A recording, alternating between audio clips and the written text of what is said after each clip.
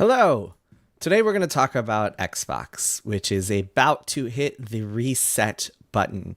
As I reported on Bloomberg last week, massive layoffs are coming to Xbox after the end of Microsoft's fiscal year on June 30th. And as I reported on Bloomberg this week, studios such as Compulsion, the maker of South of Midnight, and Double Fine, the maker of Kiln and Keeper, and Ninja Theory, the maker of Hellblade, are all currently in negotiations with Xbox to figure out what happens next, because all of them are on the chopping block. And those are just the three that I've confirmed so far. I know that there are other studios in trouble. I know that layoffs are about to hit the entire organization in a huge way.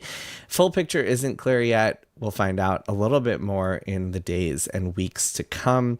But I wanted to talk a little bit about how we got here. In 13 years, Xbox has gone from competing with PlayStation for console supremacy to hiring a new CEO who's like saying publicly about how troubled talking publicly about how troubled the business is and writing memos that include lines like, quote, "This cannot continue." I think it's worth noting before we start getting into the history that Microsoft is a complicated organization with a lot of different branches. And within Xbox, you have a lot of these different tentpoles. You have hardware, you have software, you have services, and those are all three different businesses with kind of competing models, and sometimes they're at odds with one another. What's good for the Xbox as a platform might not necessarily be good for Xbox games and the studios that are making them. This is true of a lot of companies, but it's even more pronounced at Microsoft, where people are incentivized to stay in their jobs for as long as possible and to make sure that they are seen as doing a good job and make sure they do not rock the boat, because much of their compensation, which is very good at Microsoft, is stock. And what happens at Microsoft is that their stock vests over time. They get new tranches over time, and each of it is kind of like vesting over a certain period. And so to get their full comp, they need to stick around. There's this kind of infamous program that they have called 55 and 15, which is basically if you've been there for 15 years and you are age 55 or older, you can retire, and then all of your stock will vest as a result. And so essentially, again, more incentive to just stick around at the company to keep your job. So just keep that in the back of your head as we kind of go through the Xbox story. All right. So how did we get here? Let's go back to 2013. So this is the end of the Xbox 360 era. The Xbox 360 is up there with the PlayStation 3, duking it out for number one. I believe the 360 is number one at one point. I don't remember. I think they're both kind of like neck and neck towards the end in terms of hardware sales. I believe the PS3 might have slightly inched out the 360 by the end of things, but essentially they were on par at that point. And the Xbox, I mean, a lot of people associate it with big hits like Halo and Gears and Forza, but it also really innovated and brought to the games industry this idea of indie games that weren't just kind of like these random garage hits that or garage creations that you might find on your PC if you know the right file share programs to look for, but also these legitimate potential hits like Braid and Limbo and Super Meat Boy and even Minecraft.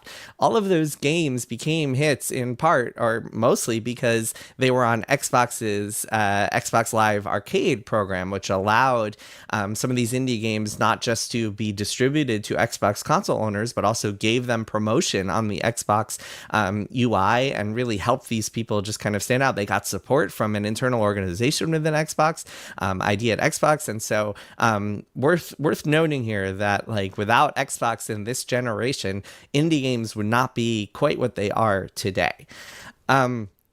Then 2013 comes along, and we have the Xbox One debacle under Don Matrick, who is running the org.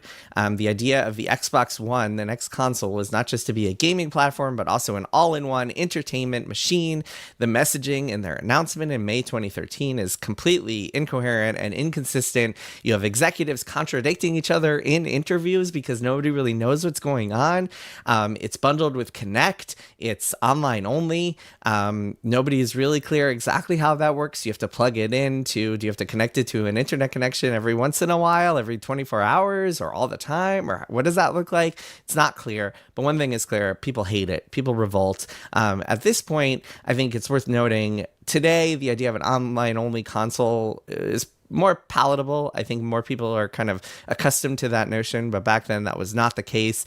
People did not have quite the same internet infrastructure that they do today, and this idea of not being able to own your own games, which was a huge part of it. A huge part of this, by the way, a little bit of quick context here, is that at this point, used games were seen as the boogeyman for the video game industry, and a lot of game companies wanted to go to digital. They wanted to find ways to make it so you couldn't just buy a game and then trade it back into GameStop and allow GameStop to sell your used game to other people. This was seen as a big problem for gaming back then. Anyway, so Xbox One is announced. It's a debacle. About 1 or 2 months after, 2 months, I believe it was July of 2013, they reverse course on the online only thing and say, actually, we're going to make this so you can play it offline. Don't worry about the online stuff. Eventually, they get rid of Don Matrick during this period, but it's kind of too late to recover. And one of the biggest problems is still intact, which is that the Xbox One is still sold with the Kinect bundled in. The Kinect, for people who don't remember, is the kind of the body motion sensing device that Microsoft used to manufacture and had its pros and cons. And so as a result of that, the Xbox One was sold for $500, whereas the competing PlayStation 4, which came out around the same time, November of 2013, was sold for $400. With that, the console war was essentially over. The next year, they wind up detaching the Kinect and selling the Xbox One for $400 to try to compete, but a little bit too little, too late. So Phil Spencer takes over. Phil Spencer takes over in 2014. He's a Microsoft lifer, been there for like his entire life. It was the only job he had was being at Microsoft, and he is kind of seen as he's well liked, he's gregarious, he's amicable, and he is seen as someone with a vision for what Xbox could look like 1 year, 5 years, 10 years down the road. One of his first big bets in the 2 or 3 years after he takes over is this initiative called Xbox Game Pass that they see as their version of Netflix for gaming. And Phil Spencer, I think, pretty wisely recognizes that as production costs keep going up, the volatility of the games industry just keeps increasing. And so you need to sell more and more copies to get a hit. This is becoming a problem for Microsoft. And so why not take after the software initiatives within the org and get people on a subscription, get a stable source of recurring revenue, get people paying $10 a month and just continuing to do so. This is also a time when, like Netflix, we're seeing the rise of streaming services in film and TV. So it seems like a viable business model. And Phil Spencer sees this as the kind of the North Star for Xbox at this point. Game Pass launches in 2017. Soon it's getting day one versions of every Xbox game. Around the same time, quick kind of side note here, with Xbox One sales struggling, Spencer decides to put all of their games on PC, which is essentially the end of Xbox exclusivity, which I think that people kind of point to the recent initiatives of PlayStation being on PlayStation and Switch as like, oh, Xbox isn't exclusive anymore. But really, this is it. Because if you can get Xbox games on PC, that means that if you are a PC user, and there are many millions of them out there, you have very little reason to buy an Xbox. More on that stuff in a bit. But let's get back to Game Pass. For Game Pass to work, it needs a lot of games. And Spencer and the Xbox org wind up paying a lot of developers to put their games on Game Pass, and those deals wind up helping a lot of developers. A lot of developers stay solvent over the years, but it's not enough. And Spencer wants a way bigger back catalog, and just he wants hundreds of games on there, because the only way for a Netflix of gaming to work is to have a huge catalog of software out there. So he goes on a shopping spree, and that is in part buoyed by the success of the big 2014 acquisition that Xbox made, which was Minecraft and Mojang, which is for $2.5 billion and worked incredibly well. I mean, Minecraft is still, to this day, many, many years later, it's still one of the biggest games in the world. So 2018, 2019 era, he buys Double Fine and Compulsion and Obsidian and Exile and Ninja Theory and a whole bunch more. Playground. And then in 2020, Xbox buys ZeniMax, the company behind Bethesda, for $7.5 billion, which gives them access to franchises like Fallout and Elder Scrolls and Doom. Essentially takes this massive third-party publisher and puts them into the Xbox umbrella. And one of their first things that they say is like, hey, we're going to put all these games, they're all going to be day one on Game Pass. They're all going to be part of our just kind of broad strategy. We're going to put them on Xbox and PC. Part of the arrangement behind all of these acquisitions is that these studios get to keep their autonomy. ZeniMax becomes its own entity, or stays its own entity, still reporting to its CEO, Jamie Leader, while studios like Double Fine and Obsidian turn into what's called limited integration studios. They're told, make great games, take risks, try to win awards. It's okay if a game isn't a huge hit because it can still be useful to Xbox as part of this broad strategy to get games on Game Pass. So Double Fine might be a perfect example of that. This is an independent studio in San Francisco that has been around for many, many years. It's one that you might know well if you've watched the Double Fine documentary series, including Psychodyssey, about the making of Psychonauts 2, which once again, I will say I cannot recommend enough if you want to understand how games are made and get a little glimpse behind the curtain into the messy development process. So please go watch that. But yeah, so these guys, I mean, Double Fine is an example of a studio that like has kind of survived, but never really had a huge hit. It's not the type of studio you buy if you want extreme profitability, if you want Call of Duty level numbers. We'll get to that. So that's not the mandate. The mandate is like, you can be successful at the studio as long as you are making a game that contributes to the overall value of Game Pass, which is our main mission. At the end of 2020, around the same period, Xbox launches the Xbox Series X and Series S. One is more powerful, one is more affordable, and the idea is hopefully get back in the hardware race after really losing this Xbox One generation. Because at this point, Xbox hardware sales have truly kind of fallen off a cliff. The PlayStation is outselling it 2-1 by many estimates. We don't know the real numbers because things have gotten so bad that Microsoft decided to stop reporting Xbox sales numbers, Xbox hardware sales numbers, which one rule of thumb in the games industry is that if you've sold well, if you're doing well, you share numbers. If a game does not share sales numbers, chances are it is not delivering the expectations that people were hoping for. But one of the problems with the Xbox Series, other than just kind of losing a lot of people to PlayStation over the last generation, one of the problems is that it doesn't have a killer app because the new Halo game, Halo Infinite, which was planned for launch, is delayed to fall 2021. It is having all sorts of development issues. That's a story for another day. And man, I talked about budgets on a previous video.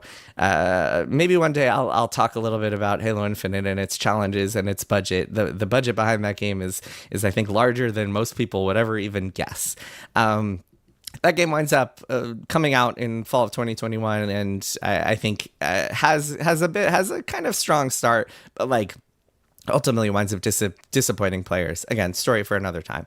So it's 2021. Xbox hardware sales are not where they need to be. It's initiatives like cloud, which is the idea that like you could stream a game to a device and play it using Microsoft's servers, and so you don't need to buy an expensive piece of hardware to play it. That initiative has not really taken off in a big way.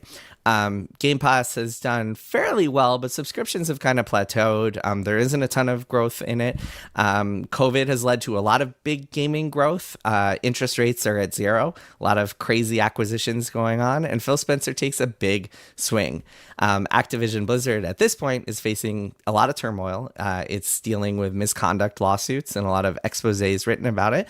And Phil Spencer decides to buy it for nearly $70 billion, the equivalent of 28 Minecrafts, in a deal that is announced in January of 2022.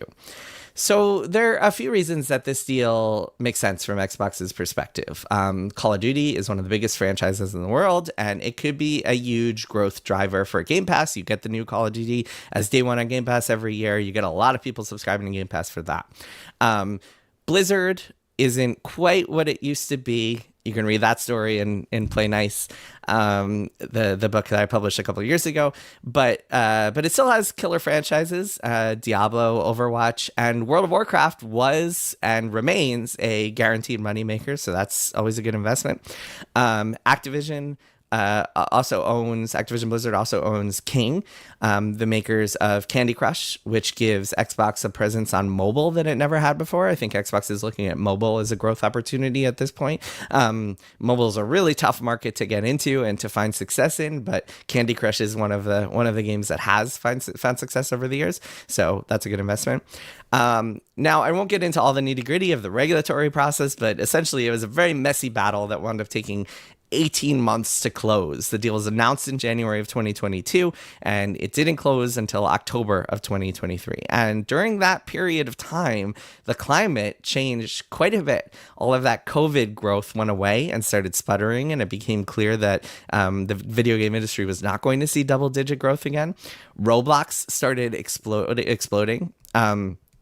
A lot of other service initiatives did not fail.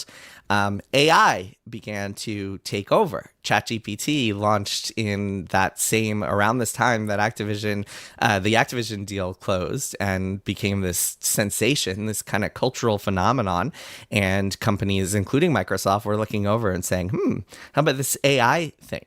And I wonder, after that 18-month messy process that really led to a lot of problems, I wonder how many people at Xbox were still thrilled about that particular acquisition. Because around then is when Microsoft began to issue a new mandate to Xbox. Microsoft, its CEO, its CFO, they began to put on a little bit more pressure than there had been on Xbox before. Suddenly, it became all about profitability. Because Microsoft is looking over, and between the $69 billion acquisition, a lack of Game Pass growth, and this newfound focus that Microsoft wants to have on AI, they say, hey, we want to see a bit more of a return on this massive investment that we made into Xbox. And by the way, I think that $69 billion is a huge number. $69 billion is an incredible amount of money that Xbox wound up paying for Activision Blizzard. But that's just the start. The actual number that you are paying is so much bigger than you could even imagine, because in addition to what you're paying for the acquisition itself, whatever closing costs and regulatory, lawyer costs for the regulatory battles that come with it, you are also bringing in 10,000 new employees who all need to be paid and managed. And you need managers within the Xbox org to spend their time watching over that org. And suddenly your entire organization is way more expensive than it was a year ago. And those costs are not going away. They are continuing. So you got to consider that as well. If you want to know more about burn rates and why these game companies cost so much to operate, check out my previous video about why games cost so much to make. But basic rule of thumb is that it used to be about $10,000 per employee per month. That number has gone up. I think it's closer these days, especially in expensive cities, to 15,000, maybe even 20,000, somewhere between those two. And that number is not just salary. It also includes overhead and costs associated with employees. You can kind of fold rent into there, office rent into there. Benefits here in the US, employers have to pay a lot of money for health insurance and other benefits, including 401k matching and other things that employees like to have and deserve to have. So huge burn rate that is coming along with that $69 billion acquisition cost. And so around the time of that acquisition and suddenly the push for profitability, that's when we start to see things getting really bad. Xbox has 4 mass layoffs in 2 years. We see the shutdowns, the closures of studios under the Xbox umbrella, like Arcane Austin and Tango Gameworks, which wound up going to Crafton. Which saved that studio. We see cancellations of big, expensive projects like Perfect Dark and Everwild and Blackbird, which is the code name that I reported at Bloomberg for the project that ZeniMax Online Studios was working on. They made Elder Scrolls Online, and they were working on this Blackbird thing, which, by the way, so I've seen footage of that game. It's pretty cool, and it's an online shooter. Destiny just died. And if Xbox had a game like Blackbird ready to go to kind of fill that void that Destiny has left, man, that could have been a hit. I've heard nothing but good things about that game. Some of the people who are that game, granted, big, very expensive project, spent a lot of time in development, was having struggles of its own, but everything I've heard about that game is so positive that it's really a shame that it was canceled, I think, because I think it could have helped fill a much needed gap for Xbox right now. But anyway, so more pressure for profitability. This is around the time that Xbox and the beginning of 2024 starts dabbling with Switch and PlayStation. Soon it's putting everything on multiple consoles as it tries to fix its P&Ls. Becomes much harder to get straight answers if you're working at one of these studios as to what your goals are, as to what you should be trying to do. Becomes much more complicated to get games greenlit. You're dealing with Xbox finance a lot and trying to figure out like why you're hearing different things depending who you ask. Remember at the beginning of this how I mentioned that Microsoft is this big complicated organization with a lot of different tentacles, a lot of people who have different goals and kind of their own like objectives that sometimes are in conflict with one another. That becomes even more pronounced at this point. You have, even within the Xbox org, you have a lot of political fights, a lot of people who are at odds with one another, who are not on the same page. It is messy. The last couple of years at Xbox have been quite messy. People start openly questioning Game Pass and talking about how it cannibalizes their sales. And my colleague Cecilia D'Anastasio at Bloomberg has reported on the huge numbers that are estimated, hundreds of millions that were estimated to have been lost on Call of Duty by putting that on Game Pass, because when you put a game on Game Pass, you are losing a lot of money as a result, even though you are like, again, like I said, different orgs have different, within the organization, different groups have kind of competing goals. And so what might be really good for the Game Pass folks and for subscriptions there might not be so good for individual studios and the revenue brought in from individual games.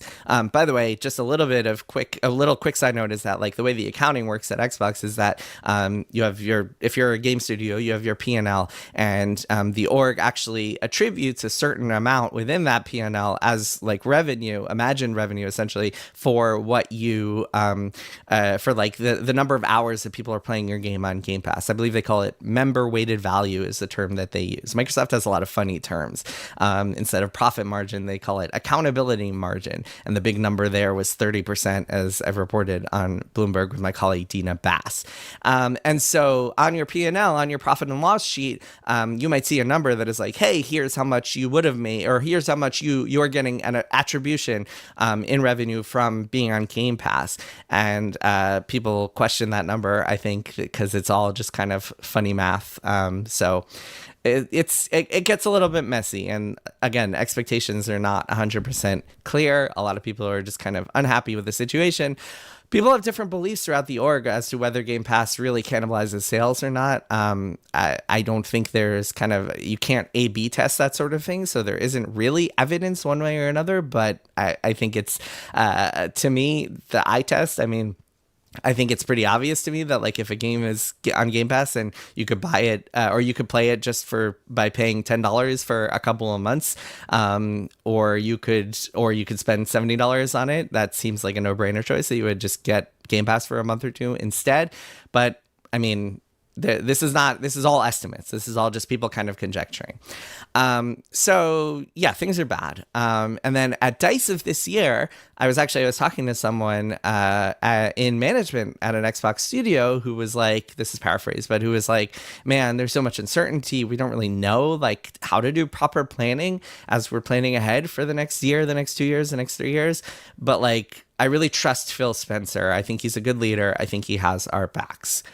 Roughly 1 week after that conversation, Phil Spencer was replaced by Asha Sharma, the new CEO who is currently running Xbox. And here we are. Asha Sharma has had a lot of time to go around, ask people questions. What she's done is really asked a lot of people for advice and their thoughts on the business. She's brought in new people. She's gotten rid of some people, and she is about to hit the reset button. She's used that word several times, reset. The full picture isn't yet clear, but it will be within the next few weeks. And one thing I want to end on is that you might see pundits out there pointing out that a lot of Xbox studios, including the ones that are going to get hit in this current reorganization have struggled to come up with hits. We've seen a lot of games from the Xbox org that have not been profitable. Games like South of Midnight and Keeper, the Hellblade games have never really been huge hits. Kiln, which came out earlier this year, has really not found a player base. And that's a problem. Don't get me wrong. And also, I think it's worth noting that like none of these games are like critically acclaimed masterpieces. None of them are 90 plus Metacritic games that are winning Game of the Year or nominated for Game of the Year, or anything like that. But I think it's worth noting and hopefully having a little bit of empathy for these studios and the people who work there, because the messaging from above has just changed so much over the last 5 years.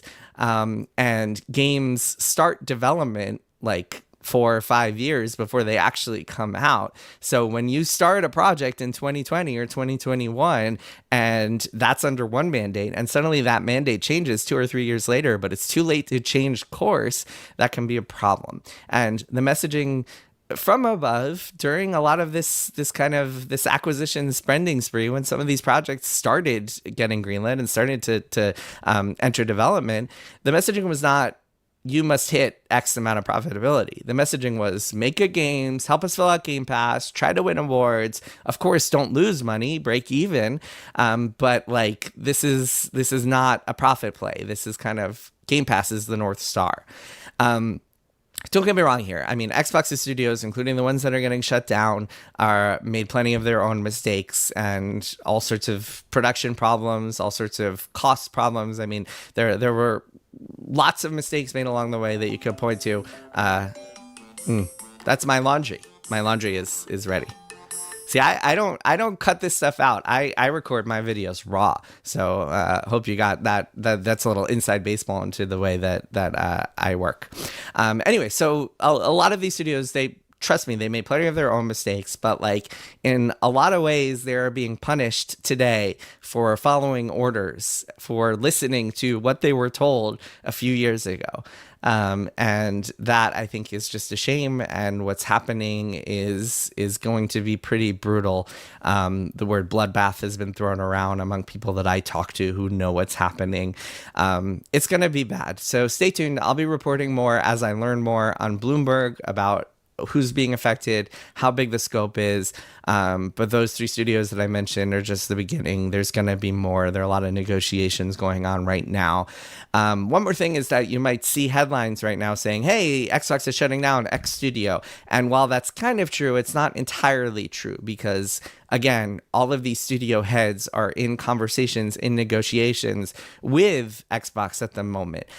In some cases, we might see studios spinning off. In some cases, we might see studios trying to find other buyers, like other publishers who might be interested in them. So it's not like nothing has been kind of executed just yet. That is going to happen in a few weeks. So again, the full picture is not entirely clear. We will see it happening soon. We will find out more in the next few days and weeks. A lot of uncertainty, a lot of turmoil. And man, it's just so hard to be an Xbox employee right now, to not know what's going on, to have to hear rumors on the internet that are like not entirely true or not secure, not like corroborated or confirmed, just people being like, oh, I heard this studio might be in trouble, which may very well turn out to be true, but is really, really bad to just be hearing, and really hard to make great games under those conditions. And by the way, if you're wondering, one of the reasons that Xbox has had such a struggle over the last decade making great games is because of a lot of this uncertainty. It's very hard to make great art when you were working under fear of layoffs and turbulence and shutdowns and cancellation, and just trying to make games under these conditions. That's not how you make good stuff. All right, we will find out more soon. And man, just yeah, I don't know what to say. It's gonna be bad. God, hopefully there will be good news to talk about in this year, the rest of this year. Good news to make videos about too. I'll try to do some positive stories on this YouTube channel too. I promise. All right, see you guys next time.